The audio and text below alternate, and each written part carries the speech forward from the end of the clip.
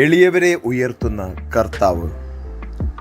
ഇല്ലായ്മകളിലാണ് കർത്താവിൻ്റെ മഹത്വം ശക്തമായി പ്രകടമാകുന്നത്. ഇത് കർത്താവിൻ്റെ പ്രവൃത്തിയാണ്. ആർക്കാണ് കർത്താവിനെ ചോദ്യം ചെയ്യാൻ സാധിക്കുക?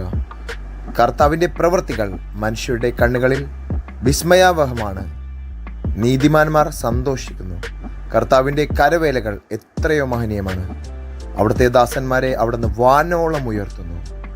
എളിയവരും ബലഹീനരുമായിരുന്നു അവിടുത്തെ ദാസർ.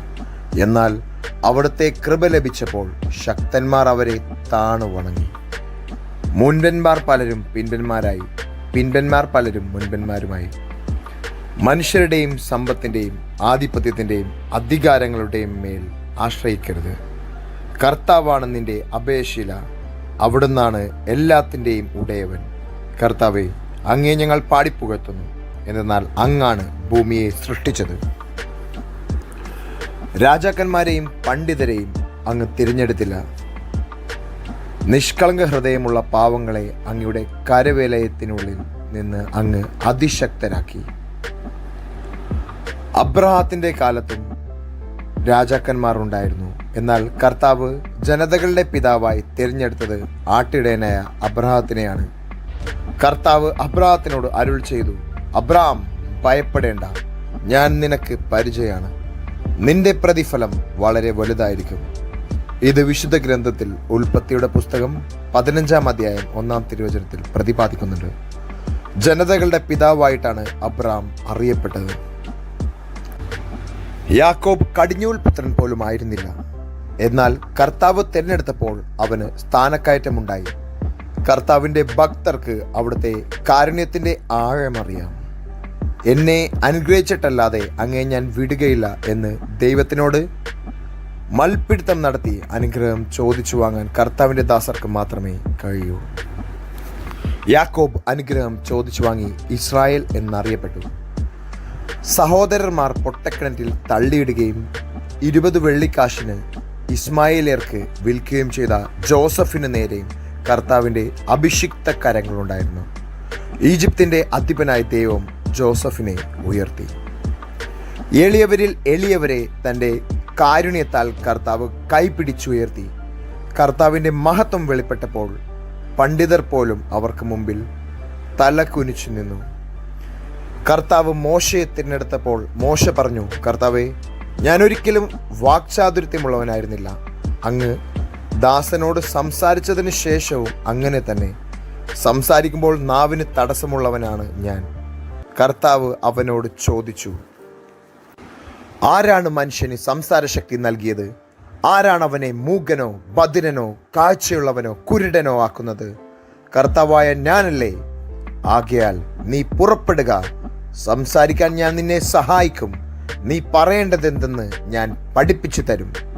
ഇവ വിശുദ്ധ ഗ്രന്ഥത്തിൽ പുറപ്പാടിൻ്റെ പുസ്തകം 4-ാം അധ്യായത്തിൽ 10 മുതൽ 12 വരെയുള്ള തിരുവചനത്തിൽ പ്രതിപാദിക്കുന്നുണ്ട്. കർത്താവിൻ്റെ അനുഗ്രഹമാണ് മനുഷ്യനെ ഉയർത്തുന്നത്. നിയമാവർത്തനം 28-ാം അധ്യായത്തിൽ പ്രതിപാദിക്കുന്നത് പോലെ, നിന്റെ ദൈവമായ കർത്താവിൻ്റെ വാക്ക് കേട്ട് ഇന്ന് ഞാൻ നിനക്ക് നൽകുന്ന കൽപ്പനകളെല്ലാം സൂക്ഷ്മമായി പാലിക്കുമെങ്കിൽ അവിടുന്ന് നിന്നെ ഭൂമിയിലെ മറ്റെല്ലാ ജനതകളെയും കാൾ ഉന്നതനാക്കും. അവിടുത്തെ വചനം ശ്രവിച്ചാൽ അവിടുന്ന് ഈ അനുഗ്രഹങ്ങളെല്ലാം നിന്റെ മേൽ ചൊരിയും. നഗരത്തിലും വയലിലും നീ അനുഗ്രഹീതനായിരിക്കും. നിന്റെ സന്തതികളും വിളവുകളും മൃഗങ്ങളും കന്നുകാലിക്കൂട്ടവും ആട്ടിൻപറ്റവും അനുഗ്രഹിക്കപ്പെടും. നിന്റെ അപ്പക്കുട്ടയും മാവ് കുഴയ്ക്കുന്ന കലവും അനുഗ്രഹിക്കപ്പെടും. സകല പ്രവൃത്തികളിലും നീ അനുഗ്രഹീതനായിരിക്കും. കർത്താവിൻ്റെ ദാസർ എത്ര ചെറുതായിരുന്നാലും കർത്താവ് അവരെ ഉയർത്തും. ദാവീദ് ആട്ടിടയനായിരുന്നു. സാമുവൽ തൈലം കൊണ്ട് അഭിഷേകം ചെയ്തത് മുതൽ കർത്താവിൻ്റെ ആത്മാവ് ശക്തമായി ദാവീദിന്റെ മേൽ ആവസിച്ചു. ഗോലിയാത്ത് എന്ന മല്ലനെ ആട്ടിടയനായ ദാവീദ് വധിച്ചത് വെറുമൊരു കല്ലും കവണയുമായിട്ടാണ്. കർത്താവിലാണ് ദാവീദ് ശരണം വെച്ചത്. ദാവീദിന്റെ വിശ്വാസം വലുതായിരുന്നു. സിംഹത്തിൻ്റെയും കരടിയുടെയും കയ്യിൽ നിന്ന് എന്നെ രക്ഷിച്ച കർത്താവ് ഈ ഫിലിസ്ത്യന്റെ കയ്യിൽ നിന്നും എന്നെ രക്ഷിക്കും. ഇത് 1 സാമുവൽ 17-ാം അധ്യായം 37-ാം തിരുവചനത്തിൽ പ്രതിപാദിക്കുന്നുണ്ട്. എന്ന ദാവീദിന്റെ വാക്കുകൾ അക്ഷരാർത്ഥത്തിൽ പൂർത്തിയായി. ദാവീദ് ഗോലിയാത്തിനോട് പറഞ്ഞു, വാളും കുന്തവും ചാട്ടുളിയുമായി നീ എന്നെ നേരിടാൻ വരുന്നു. ഞാനാകട്ടെ നീ നിന്ദിച്ച ഇസ്രായേൽ സേനകളുടെ ദൈവമായ സൈന്യങ്ങളുടെ കർത്താവിൻ്റെ നാമത്തിലാണ് വരുന്നത്. കർത്താവ് നിന്നെ ഇന്ന് എൻ്റെ കയ്യിലേൽപ്പിക്കും. ഇത് വിശുദ്ധ ഗ്രന്ഥത്തിൽ 1 സാമുവേൽ 17 അധ്യായം 45 മുതൽ 46 വരെയുള്ള തിരുവചനത്തിൽ പ്രതിപാദിക്കുന്നുണ്ട്. ആട്ടിടയനായ ദാവീദിനെ കർത്താവ് രാജാവാക്കി. കർത്താവിനെ അനുസരിക്കുകയും ഭയപ്പെടുകയും ചെയ്യുന്നവരെ അവിടുന്ന് വാനോളം ഉയർത്തും. അവിടുത്തെ വഴികളിൽ നടക്കുന്നവർ സുരക്ഷിതരായിരിക്കും. സോദോമും ഗോമോറായും നശിപ്പിക്കപ്പെട്ടത് കർത്താവിനെ അനുസരിക്കാതിരുന്നത് കൊണ്ടാണ്. എന്തിനേറെ പറയുന്നു, മരപ്പണിക്കാരനായ വിശുദ്ധ ജോസഫിനെയും തയ്യൽക്കാരിയായ പരിശുദ്ധ മറിയത്തെയുമാണ് ദൈവം തൻ്റെ മകൻ്റെ മാതാപിതാക്കളായി തിരഞ്ഞെടുത്തത്. എളിയവരിൽ എളിയവനായി ജനിച്ച ക്രിസ്തു തൻ്റെ ശിഷ്യന്മാരെ തിരഞ്ഞെടുത്തതും മത്സ്യത്തൊഴിലാളികളുടെയും സമൂഹത്തിൽ ഏറ്റവും എളിയവരിൽ നിന്നുമാണ്. യേശുവിന് രാജാവായും ഫരിസേയനായും നിയമജ്ഞനായും ജനിക്കാമായിരുന്നു. പക്ഷേ എളിയവനായി ജനിച്ചതുകൊണ്ട് നമ്മുടെ രക്ഷകനായി. എളിയവരായ ശ്ലീഹന്മാർ കർത്താവിൻ്റെ കൃപയാൽ രാജാക്കന്മാരെക്കാൾ ശ്രേഷ്ഠന്മാരായി. കർത്താവിൻ്റെ കൃപയാണ് എല്ലാത്തിൻ്റെയും അടിസ്ഥാനം.